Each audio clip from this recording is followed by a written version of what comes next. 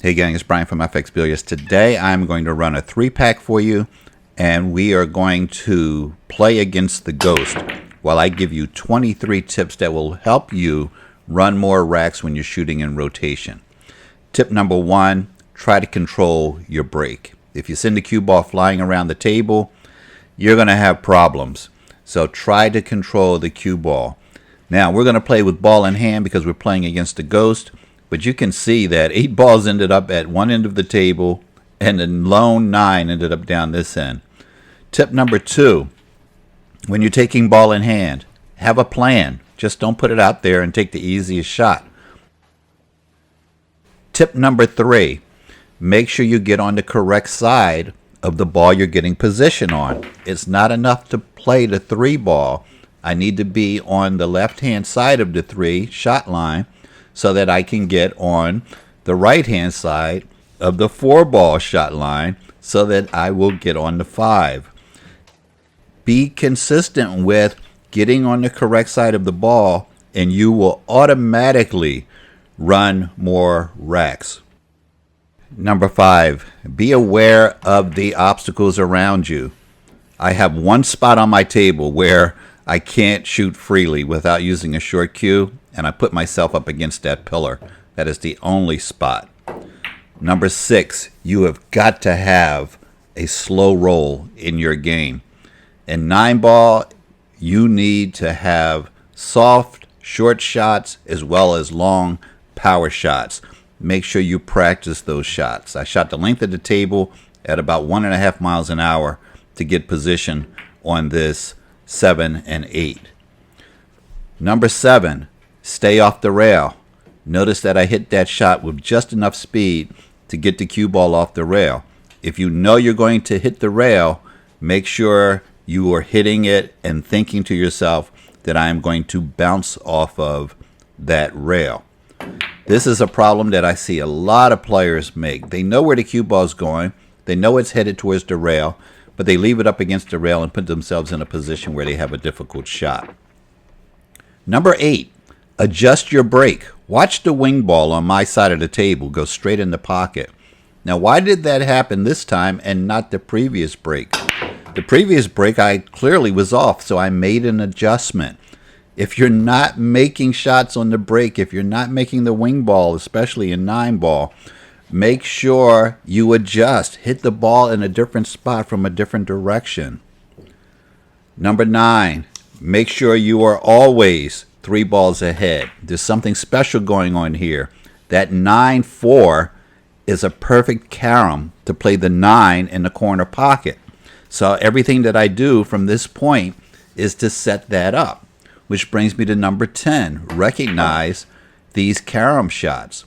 You can win the game right here just by playing proper position on the 3 that puts you on the 4 in a way that allows you to make the 9. Now, many of you say, well, I don't have that shot. Well, this is also number 11, a 2-way shot. If I don't make the 9 on the carom, guess what? I make the 4.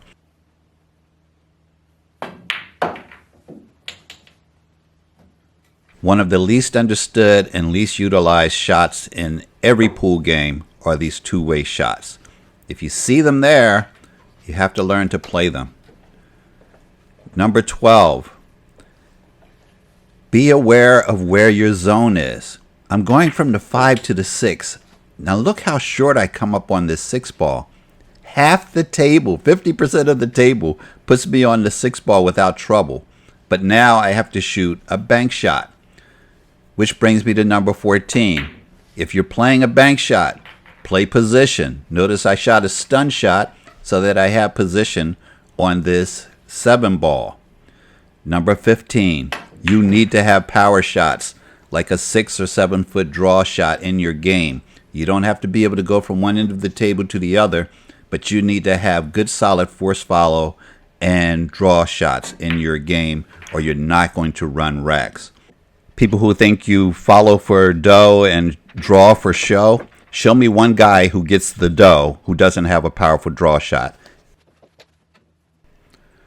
Number 16, adjust your break. We talked about this before. Once again, watch the wing ball.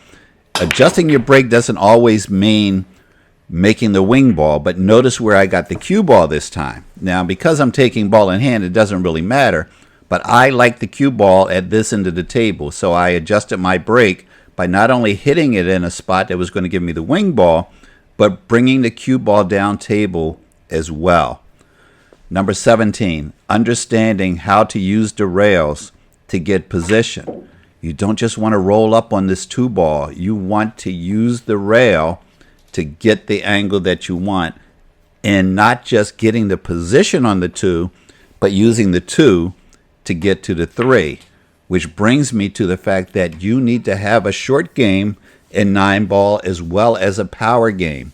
A lot of straight pool players have the short game part, but they don't have the power game part, and they fail when it comes to 9-ball.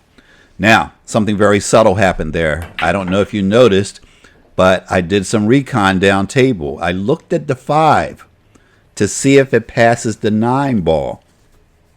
Whether it does or not, I got lousy position, so I needed to make number 20 a recovery shot. You need to be a good shot maker, because no matter who you are, you're not always going to get proper position. So work on those cut shots so that they're not a challenge to you at all. Number 21, be prepared to take some long shots. My shot from the 6 to the 7, I know it looked like I could do other things to get position, but I couldn't. I had to take what the table was giving me, which leaves me another power shot on number 22.